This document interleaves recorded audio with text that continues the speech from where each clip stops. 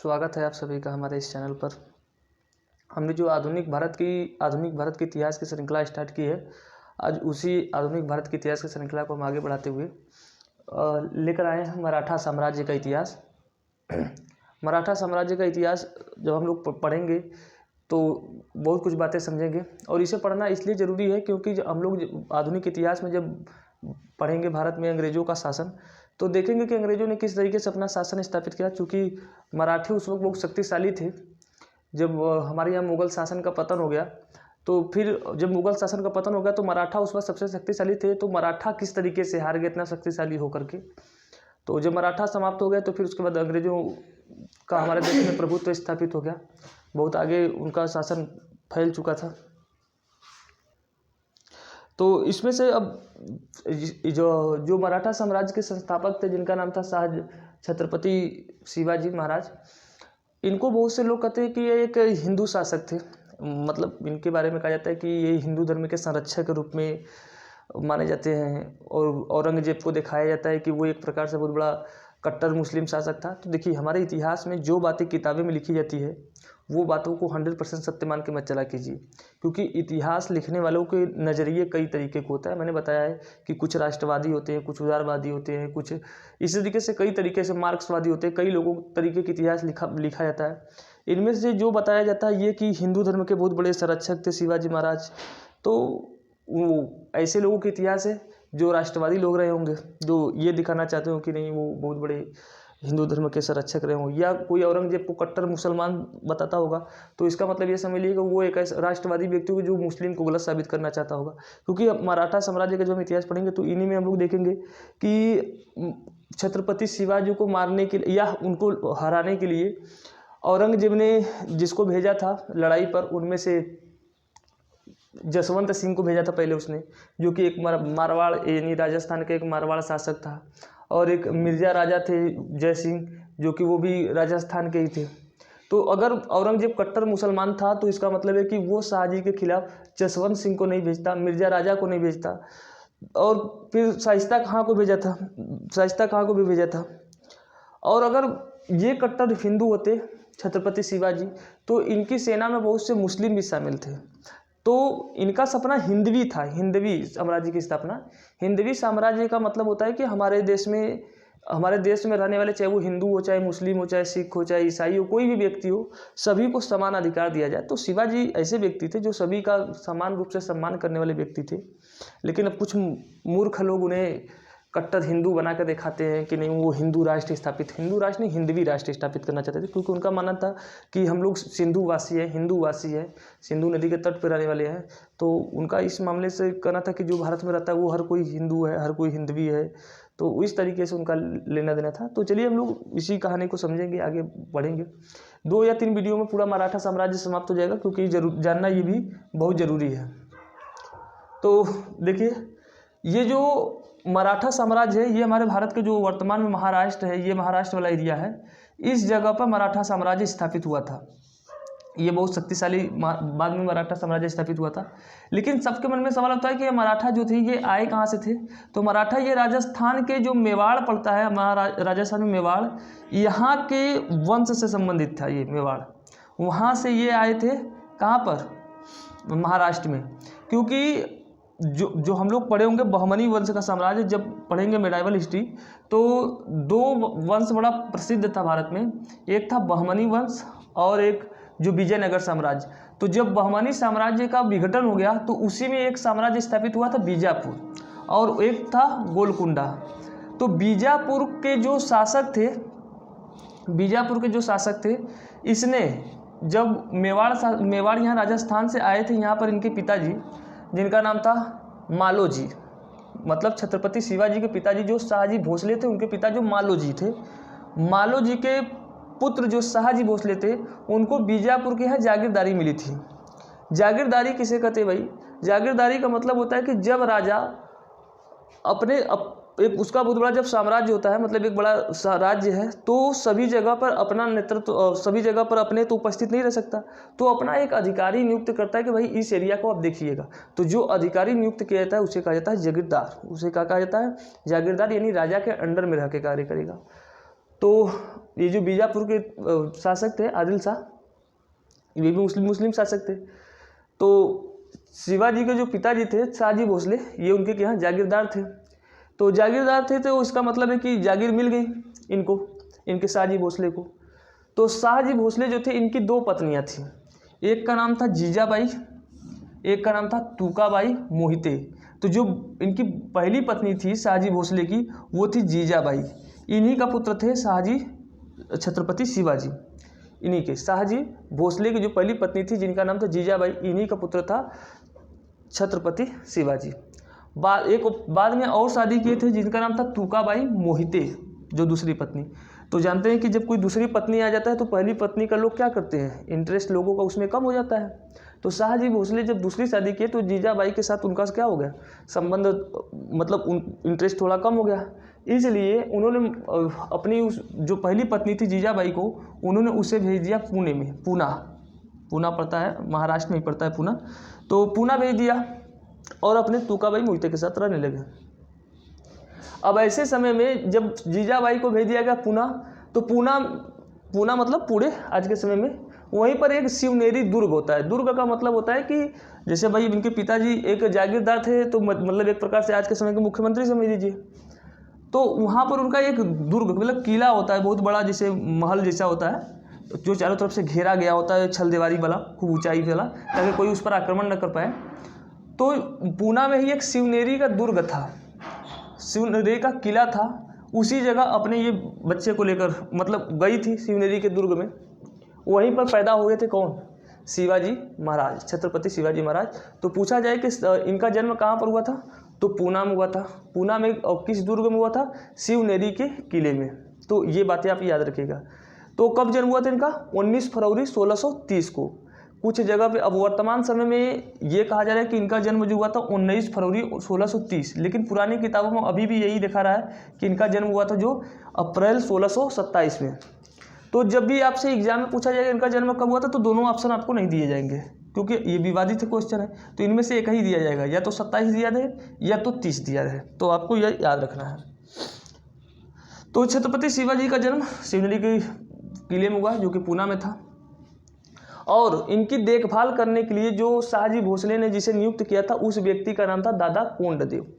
क्या नाम था, दादा कोंडदेव नाम था, कोंडदेव, जो कि इनके एक तरीके से कहो तो राजनीतिक गुरु थे, क्योंकि राजनीति की बात सिखाने वाले इनको कौन थे, छत्रपति शिवाजी को कौन थे, दादा कोंडदेव। फिर वहीं पर जो ये पूना में ही जहाँ पर ये रहते थे शिवाजी महाराज, तो वहाँ पर एक जनजाति रहा करती थी, क्योंकि चूँकि अपने पिताजी से बहुत दूर थे, तो उनके पिताजी ने जहाँ भेजा था पूना में, वहाँ एक जंगली एरिया था। उस जंगली एरिया में एक जनजाति रहा करती थी जिसका नाम था मावली जनजाति। उस जनजाति का नाम क्या था, मावली जनजाति। तो शिवाजी महाराज इन मावली जनजाति लड़कों के साथ खेलकर क्या हो गए थे, बड़े हुए थे। जनजातियों को जानते होंगे कि वो लड़ाई, हंटिंग करने में, यानी शिकार करने में, जंगल में लड़ाई करने में बहुत आगे होते हैं। छापा मार पद्धति लड़ाई भी इन्होंने इन्हीं लोगों से सीखा था। ठीक है, तो इतनी बातें आपको याद रखना है कि मावली जनजातियों के साथ इनका बचपन बढ़ने से इनको बहुत उससे फायदा हुआ। फिर इनका विवाह जो था वो कब हो गया, 1641 में। इनका विवाह कब हुआ, 1641 में। ऐसे इन्होंने शादियाँ कुल की थी 7। इनकी कुल टोटल कितनी शादी हुई थी, 7। 1641 में इनकी पहली शादी हुई थी जिसका नाम क्या था, निम्बालकर। इनकी पहली पत्नी का नाम क्या था, निम्बालकर था। 1641 मतलब जब वो अगर 27 से लेंगे तो 14 साल में शादी हुई थी, अगर 30 वाला मानेंगे तो 11 साल में शादी हुई थी। तो 7 शादियाँ भाई। अब राजा थे, ये बाद में राजा बने, तो शादी तो करेंगे। फिर इनके 2 पुत्र थे, एक का नाम था संभाजी और एक का नाम था राजा राम। ये संभाजी जो था ये बड़ा बदनाम बाद में हुआ, क्योंकि इसने अपने पिता के साथ ही गद्दारी की थी। और राजा राम ये उतना नामी नहीं हुए। जब शिवाजी महाराज समाप्त हुए तो फिर उसके बाद पेशवाओं का शासन वर्चस्व बढ़ा बाद में, तो दूसरी वीडियो में हम लोग समझेंगे उसे। तो इतनी ये बातें आप समझिएगा कि जब यहाँ पर ये जो मैंने महाराष्ट्र की गाथा स्टार्ट की, तो इसी को बात समझेंगे हम लोग कि ये जो महाराष्ट्र में जो पहले यहाँ पर एक साम्राज्य हुआ करता था, उसका नाम बताए थे हमें भी हम, बहमनी साम्राज्य। तो बहमनी साम्राज्य से ही स्थापित हुआ था कौन, मराठों का साम्राज्य। तो याद रखिएगा। फिर इनके बारे में और क्वेश्चन पूछता है कि शिवाजी महाराज के जो समकालीन संत का मतलब होता है कि उस वक्त जो पूजा पाठ नहीं, एक तरीके से जो अध्यात्म की शिक्षा देने वाले होते हैं, ईश्वर कौन है, ईश्वर क्या चाहता है, इन सब के बारे में जो बताने वाले होते हैं उन्हें कहा जाता है संत। तो संत जो थे इनके समय में एक थे गुरु रामदास। गुरु रामदास अगर पूछा जाए कि इनका आध्यात्मिक गुरु कौन था, अगर आपसे पूछा जाए कि शिवाजी महाराज के जो आध्यात्मिक गुरु कौन थे, तो आध्यात्मिक गुरु थे गुरु रामदास। इनकी एक पुस्तक बड़ी प्रसिद्ध है जिस पुस्तक का नाम था दासबोध। गुरु रामदास के पुस्तक जो पूर्व प्रसिद्ध था उसका नाम क्या था, दासबोध। और एक और इन्हीं के समय में समकालीन संत थे जिनका नाम संत तुकाराम।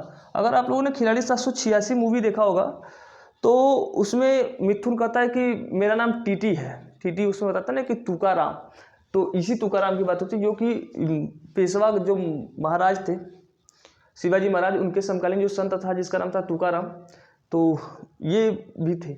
एक बार शिवाजी महाराज ने इसको इनाम दिया था, उपहार दिया था, लेकिन इसने उपहार लेने से मना कर दिया था संत ने। इसका कहना था कि भाई मैं संत आदमी हूँ, मुझे उपहार से कुछ लेना देना नहीं है। फिर 1643 में क्वेश्चन बहुत बार पूछा जाता है कि 1643 में सबसे पहली बार जो शिवाजी महाराज थे इन्होंने सबसे पहली बार किसके खिलाफ विजय अभियान शुरू किया था। विजय अभियान का मतलब लड़ाई शुरू की थी, लड़ाई जीतने के लिए। तो सबसे पहले इन्होंने शुरू किया था बीजापुर के खिलाफ, जो बी लिखा है ना इसका मतलब बीजापुर के खिलाफ इन्होंने लड़ाई शुरू की थी। बीजापुर कौन, बीजापुर वही है जिसके कि यहाँ इनके पिता क्या थे, जागीर थे, मतलब जिनके क्या जागीर थे उन्हीं के खिलाफ इन्होंने क्या कर दिया था, विद्रोह पहला शुरू किया था शिवाजी महाराज ने। और विद्रोह किया और विद्रोह जीत भी गए, लड़ाई जीत गए। और कौन सा किला जीता था, सिंहगढ़ का किला। तो ये क्वेश्चन कई बार पूछा है कि शिवाजी महाराज ने अपना पहला जो विद्रोह शुरू किया था किनके खिलाफ शुरू किया था, तो बीजापुर, और बीजापुर के खिलाफ शुरू किया तो कौन सा किला जीता था, तो सिंहगढ़ का किला जीता था इन्होंने। फिर उसके बाद दूसरा कौन सा किला जीता था, तो 1646 में तोरण का दुर्ग जीता था। तोरण का, ये तोरण भी महाराष्ट्र में पड़ता है, तो तोरण का दुर्ग जीता था। ये क्वेश्चन सभी जो मैं बता रहा हूँ ये आपको याद रखना है क्योंकि शिवाजी महाराज के बारे में बहुत बार क्वेश्चन पूछा है मराठा साम्राज्य में। फिर उसके बाद ये जो बीजापुर है, बीजापुर अब शांत तो रहने वाला नहीं था क्योंकि उसका आपने सिंहगढ़ का किला जीत लिया है, तोरण का दुर्ग जीत लिया है। तो बीजापुर का जो शासक था, इस शासक ने शिवाजी महाराज को मारने के लिए 1659 में एक व्यक्ति को भेजा जिस व्यक्ति का नाम था अफजल खां। अफजल खां उस वक्त मान के चलिए कि 7.5 फीट के आसपास व्यक्ति था और शिवाजी महाराज उसके आगे 5.5-6 फीट के व्यक्ति थे, 5.5-6 फीट के आसपास व्यक्ति थे, उनसे मतलब छोटा था, शरीर में भी कमजोर थे। तो इसे बड़ा घमंड था अफजल खां पे कि मैं तो शिवाजी को पाऊंगा तो मार ही दूंगा। शिवाजी महाराज जो थे उन्होंने, उसका एक मित्र था जिसका नाम था कृष्ण राव की मदद से ये कहा कि भाई हम अफजल खां से एक बगीचे में मिलेंगे, हमारी उनकी समझौता होगी। तो उस बगीचा में मिलने के लिए अफजल खां और शिवाजी महाराज दोनों उपस्थित हुए। चूँकि शिवाजी महाराज जानते थे कि अफजल खां जो है ये मुझे मारने के लिए ही आएगा। दोनों लोगों के मन में खोट था, शिवाजी महाराज के भी अफजल खां के भी। तो शिवाजी महाराज अपने शरीर के ऊपर, शरीर के अंदर जो एक कवच होता है लोहे का, वो पहन कर गए कि अगर मान लो मुझे मारेगा कुछ छुरा उड़ा लेकर के तो मैं बच जाऊँगा। तो हुआ ही ऐसा ही। तो जब वो दोनों गए, गले मिले, तो इसने भाई अपना छुरी निकाला, भोंकना चाहा, लेकिन उससे पहले शिवाजी महाराज ने इसको भोंक दिया। तो ये मर गया, अफजल खां मर गया 1659 में। तो अफजल खां जब मर गया तो इसका मतलब है कि अब पूरे भारत में चर्चा होने लगी शिवाजी महाराज की कि शिवाजी महाराज बहुत बड़ा शासक बन चुका है भाई, कि बीजापुर के शासक को उसने हरा दिया। और उस वक्त दिल्ली की गद्दी पर, ये जो दिल्ली है, उस वक्त दिल्ली की गद्दी पर 1659 में औरंगजेब बैठ चुका था। शाहजहां को जेल में डाल करके गद्दी पर कौन बैठ चुका था, औरंगजेब। और औरंगजेब चाहता था कि दक्षिण भारत में मैं अपना क्या करूं, साम्राज्य स्थापित करूं। दक्षिण भारत मतलब इंडिया का जो ये नीचे का हिस्सा आता है इसको हम लोग दक्षिण भारत कहते हैं, इसको साउथ। और ऊपर तो नॉर्थ इंडिया में लगभग मुगल शासन था ही औरंगजेब के समय में। ये जो साउथ का हिस्सा था इधर अपना साम्राज्य स्थापित करना चाहता था। किसे, औरंगजेब अपना शासन स्थापित करना चाहता था। तो उसने इनको मारने के लिए औरंगजेब ने शिवाजी को मारने के लिए अभियान भेजा था। सबसे पहला जो अभियान भेजा था वो किसके खिलाफ भेजा था, किसके नेतृत्व में, तो जसवंत सिंह। ये मारवाड़, राजस्थान में मारवाड़ शासक थे, उनके नेतृत्व में भेजा गया जसवंत सिंह के नेतृत्व में। लेकिन जसवंत सिंह के नेतृत्व में जब भेजा गया मारवाड़ उनको मारने के लिए शिवाजी महाराज को, तो लड़ाई में यही हार गए, जसवंत सिंह हार गए। फिर उसके बाद अपने मामा यानी औरंगजेब अपने मामा शाइस्ता खां को भेजा। शाइस्ता खां जब लड़ाई करने के लिए गया था तो इसकी रात को सोया था। करीब कहा जाता है कि लाखों की सेना इसके महल के आसपास चारों तरफ थी शाइस्ता खां के, और शिवाजी महाराज अपने 400 सेना के साथ इसके महल में घुस गए, जहाँ पर गए थे, जो घेरेबंदी जो अपना निवास स्थल होता है उसमें घुस गए 400 सेना के साथ, और इसके ऊपर रात को आक्रमण कर दिया। चलाया तो थे मुड़ी पे ही तलवार, लेकिन जाग गया, भागने लगा तो हाथ से इसे रोका तो हाथ की उंगलियां कट गई थी 3 शाइस्ता खां की। तो शाइस्ता खां के नेतृत्व में ये लड़ाई, शाइस्ता खां भी बच गया तो फिर भाग ही गया। फिर उसके बाद औरंगजेब ने भेजा था मिर्जा राजा जय सिंह को। तो जैसे मैंने बताया ना कि बहुत से लोग कहते हैं कि ये बहुत बड़ा कट्टर मुस्लिम शासक था, औरंगजेब बदनाम किया गया है चूँकि। अब देखो ना उसके समय में ये सब अधिकतर सब राजपूत शासक ही हैं, और जब अब जहाँ उनकी सेनाओं को देखेंगे आप, उनमें बहुत से मुस्लिम भी थे शिवाजी महाराज। तो ये सब कहने की बात है, बातों को भटकाया जाता है सिर्फ। तो फिर मिर्जा राजा जय सिंह जो थे, इन्होंने शिवाजी महाराज को मना लिया कि मतलब लड़ाई एक तरीके से कि भाई चलिए आपको औरंगजेब से मिलने के लिए दिल्ली की गद्दी में, दिल्ली के जो आगरा में रहा करते थे, औरंगजेब आगरा में रहा करते थे, तो उसने कहा कि जय सिंह ने कि आप चलिए औरंगजेब की अधीनता स्वीकार कर लीजिए, औरंगजेब आपको मारेंगे नहीं बल्कि आपको दक्षिण भारत में जो दक्षिण भारत का ये साम्राज्य है यहाँ का आपको जागीर दे दी जाएगी, मनसब दे दिया जाएगा। मनसब मतलब एक प्रकार से पद होता है, पद दे दिया जाएगा। तो इसने सोचा कि शिवाजी महाराज ने सोचा कि बात ठीक ही है, भाई लड़ाई क्यों करें हम, जब मुझे पद मिल ही रहा है और इनकी अधीनता पर स्वीकार करनी है। तो वो जो संधि हुई थी यानी कि मिर्जा राजा जय सिंह और किसके बीच में, तो शिवाजी महाराज के बीच में, वो जो संधि हुई थी पुरंदर नामक स्थान पर हुआ था, इसलिए इस संधि को कहते हैं पुरंदर की संधि। कब हुआ था? 1665 में। और जब पुरंदर की संधि हुई तो इसके साथ ही वो कहाँ गए, वो गए वहाँ पर आगरा में औरंगजेब से मिलने के लिए। औरंगजेब से जब मिलने के लिए दिल्ली में गए तो औरंगजेब उसको मतलब कि सब लोग वहाँ पर भरी सभा में हैं, तो औरंगजेब इसकी ओर देख ही नहीं रहे थे शिवाजी महाराज की तरफ। तो शिवाजी महाराज को लगा कि मेरी बड़ी अजीब बेइज्जती है, मैं उतना दूर से यहाँ से समझ लीजिए कि यहाँ से चलकर मैं दिल्ली आया और आने के बाद ये मुझे देख भी नहीं रहा है और मुझे पहचान भी नहीं रहा है। तो बड़ा गुस्सा आया इसको, शिवाजी महाराज को बड़ा गुस्सा आया। तो आँख दिखा करके यह दरबार में से चले गए शिवाजी महाराज। जब शिवाजी महाराज उसको आँख दिखाकर चले गए औरंगजेब को, तो औरंगजेब को बड़ा बुरा लगा कि भाई ये क्या अजीब सी बात है कि मुझे आँख दिखा रहा है। वो एक छोटा सा, वो भी स्वतंत्र राज्य नहीं, एक छोटा सा शासक, औरंगजेब के सामने उस वक्त कोई खड़ा नहीं होता था, उस वक्त ये आँख दिखाकर चले गए। तो उसने सोचा कि अब कुछ हो ना हो, ये मेरे लिए खतरनाक हो जाएगा। तो औरंगजेब ने इसको बंदी बना लिया, इसको, इसके पुत्र को, और इसकी जो सेना करीब 200-250 जो भी गई थी साथ में शिवाजी महाराज के साथ, उन सबको उसने क्या कर लिया, बंदी बना लिया यहाँ दिल्ली में, आगरा में। तो जब बंदी बना लिया तो उसमें बाद में शिवाजी महाराज ने कहा कि भाई देखिए मेरे सेनाओं को या जो भी मेरे लोग हैं उनको छोड़ दीजिए, मैं यहाँ पर हूँ। शिवाजी महाराज उनके बंदी बने रहे, जेल में रहे। तो फिर बाद में उन्होंने भी नाटक किया, कहा कि मुझे फल खाना है। तो फल खाने के लिए रोज़ फलों की एक टोकरी आती थी जो पीठ पर लाद करके लेके आते थे टोकरी, उसी में एक दिन बैठ करके वहाँ से निकल के क्या हो गए, फरार हो गए शिवाजी महाराज। 1666 में वो जो फलों की टोकरी होती है उसमें से निकल के भाग गए।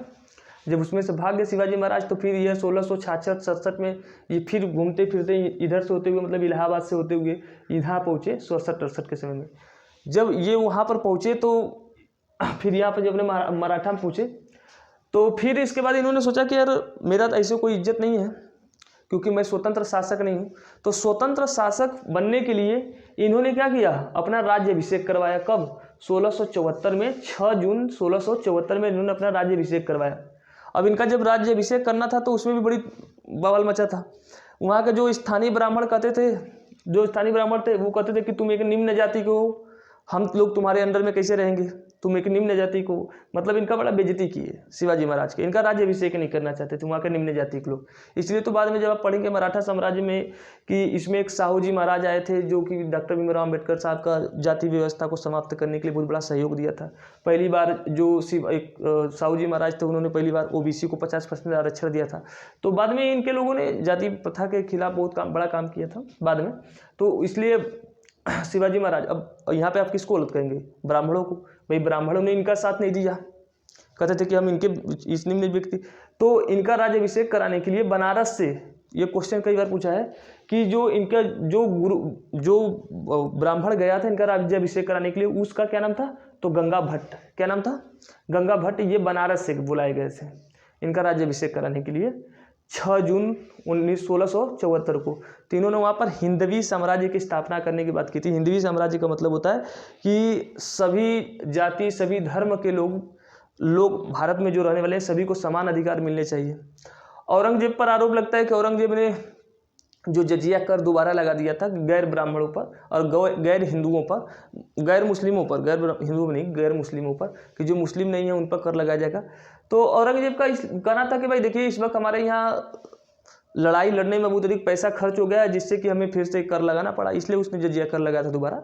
अब चूंकि वो कट्टर मुस्लिम कहने वाले कहेंगे ही, लेकिन मेरे नज़र में तो सब ठीक है, ये भी सही थे वो भी सही थे, सब अच्छे हैं भाई, कोई बुरा के राजा है तो राजा है, सभी लोग राजा मनमानी करते हैं, कौन से सब बहुत अच्छे थे, सब लोगों ने जो जैसा किया अपना किया।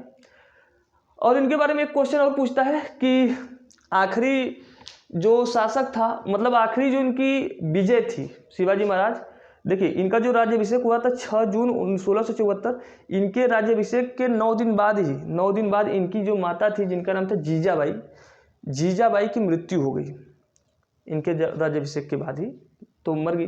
फिर उसके बाद 1600 इनका जो जिंजी का किला, ये आखिरी इनका जीत था 1678 में इनका ये आखिरी जीत था। फिर इनकी मृत्यु कब हो गई? 1680 में इनकी मृत्यु हो गई। इनके बारे में इतनी बातें आप याद रखिएगा। इनके बारे में एक और क्वेश्चन ये पूछता है कि सबसे अधिक शिवाजी महाराज पर किसका प्रभाव था? तो वो जीजाबाई का था। इनकी जो माता थी जीजाबाई, सबसे अधिक प्रभाव इन पर इन्हीं का था। और एक क्वेश्चन जो मैंने ये बताया कि अफजल खां जो था, जो शिवाजी महाराज पर आक्रमण किया था, वो कहाँ का था? तो वो बीजापुर का था, यानी बीजापुर के शासक के द्वारा भेजा गया था। क्वेश्चन पूछा APCS में पूछा था, इसलिए मैं बता रहा हूँ कि जो अफजल खां था जो शिवाजी महाराज पर आक्रमण किया वो कहाँ का था, मतलब किसके द्वारा भेजा गया था? तो बीजापुर के द्वारा भेजा गया था। फिर आगे है अष्टप्रधान कौन थे? तो देखिए शिवाजी महाराज जो थे, इन्होंने अपना साम्राज्य चलाने के लिए इन्होंने 8 मंत्रियों का निर्माण किया था। 8 मंत्री बनाए थे। उस 8 मंत्रियों को उन्होंने क्या नाम दिया था? अष्टप्रधान। तो एक क्वेश्चन ये पूछा है कई बार कि जो शिवाजी महाराज के जो 8 मंत्री थे उनको क्या नाम दिया गया था? अष्टप्रधान। नाम याद रखिए, क्योंकि जब पढ़ेंगे हम लोग विजयनगर साम्राज्य, तो कृष्णदेवराय ने जो 8 मंत्रियों का जो बनाया था समूह, उसे क्या कहा जाता था? उसे अष्टदिग्गज कहा जाता था। उसे क्या कहा जाता था? अष्टदिग्गज। लेकिन जो शिवाजी महाराज के द्वारा 8 मंत्रियों का समूह बनाया गया तो उसे कहा जाता था अष्टप्रधान। इस अष्टप्रधान में पूछा जाता है कि जो सबसे प्रमुख मंत्री था वो कौन था? पेशवा। कौन था? पेशवा। बाद में जो ब्राह्मण थे जो इनके अंडर कार्य नहीं करना चाहते थे, तो उनको पेशवा का पद दिया गया कि चलो भाई, भले ही मैं बड़ा रहूँगा लेकिन आप इसके क्या हो जाएंगे, मैं आपको सबसे बड़ा अपना मंत्री बनाऊंगा, पेशवा। बाद में ये ब्राह्मणों के हाथ में लग गया। तो चूंकि ब्राह्मण घमंडी थे, इसलिए बाद में मराठा क्या हो गया? कमज़ोर हो गया। अंग्रेजों के सामने यही सब नहीं टिक पाया बाद में। फिर अमात्य, तो हम लोग पेशवा की स्टोरी पढ़ेंगे, नेक्स्ट वीडियो में पेशवा की कहानी पढ़ेंगे। फिर अमात्य, जो आपने कहानी अगर सुना होगा, जो एक मूवी है, उसका जो मूवी है रणवीर सिंह का ना, कि पेशवा जो है बाजीराव मस्तानी मूवी, तो ये पेशवा पे ही कहानी है। वो मूवी जो बना है वो पेशवा पे ही बना है मूवी। फिर अमात्य जो था कि पेशवा के बाद दूसरा जो बहुत बड़ा पद होता था मंत्री का, उसको कहा जाता था अमात्य। ये महामंत्री एक तरीके से कहो तो होता है। और एक पूछा है कि मराठा साम्राज्य में सुमंत किसे कहा जाता था? सुमंत का मतलब होता था विदेश मंत्री। सुमंत का मतलब क्या होता था? विदेश मंत्री। और होता है चिटनिस, तो इसे पत्राचार मंत्री कहते थे। पत्राचार या जो डाकिया उकिया वाले होते थे उन्हें कहा जाता था चिटनिस। फिर इन्होंने ये 2 प्रकार के कर अपने यहाँ कर वसूल करते थे, एक चौथ वसूलते थे और एक सरदेश मुखी। तो क्वेश्चन ये पूछा गया है कि चौथ और सरदेश मुखी इतिहास में चर्चा में रहा, ये क्या है। तो याद रखिएगा कि शिवाजी महाराज के द्वारा जो टैक्स वसूल किया जाता था उसी का नाम था, एक का नाम था चौथ और दूसरे का नाम था सरदेश मुखी। तो चौथ 1/4 लिया जाता था इसलिए नाम था। सरदेश मुखी मतलब मराठा के द्वारा अपने आसपास के जो साम्राज्य थे उनकी शिवाजी महाराज कहते थे कि हम तुम्हारी रक्षा कर रहे हैं इसलिए मुझे तुम्हें टैक्स देना होगा, तो उनसे जो टैक्स वसूल करते थे उसको कहते थे सरदेश मुखी। तो ये याद रखिएगा। इतनी क्वेश्चन है इनके बारे में। तो फिर इसके बाद 1680 में जब इनकी मृत्यु हो गई तो इसके बाद का इतिहास हम लोग पढ़ेंगे, और एक वीडियो और बस लगेगा, फिर उसके बाद मराठा साम्राज्य खत्म हो जाएगा। तो हम लोग कहानियों को खत्म कर चुके होंगे। तो सभी को धन्यवाद, गुड नाइट और फिर बाय।